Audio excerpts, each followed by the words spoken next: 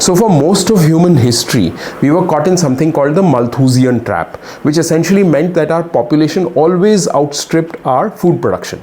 And it's only in 1870, very recently, about 150 years ago, that we actually managed to break this trap because of innovations, because of technology, the Industrial Revolution and so on, and also institutions that had come about and things like that. We actually managed to break that trap. So finally we had enough for everybody. And that was followed by the long 20th century where there was unprecedented levels of production, and technically we could have had enough resources, food for the entire world's population.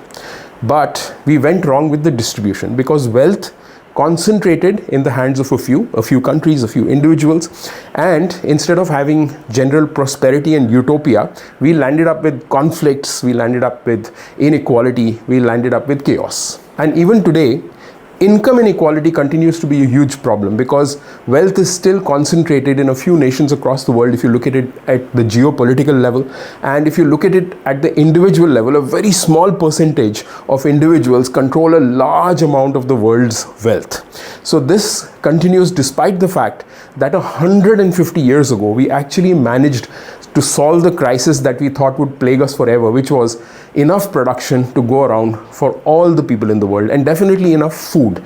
But still, a large part of the world still lives at subsistence levels or even below that. So it's an interesting thing to think about, which is part of this book, which is called Slouching Towards Utopia by J. Bradford DeLong. I'm only just starting this book, but I love the theme of it. It's basically a history of the 20th century, which is quite important to understand how we got here.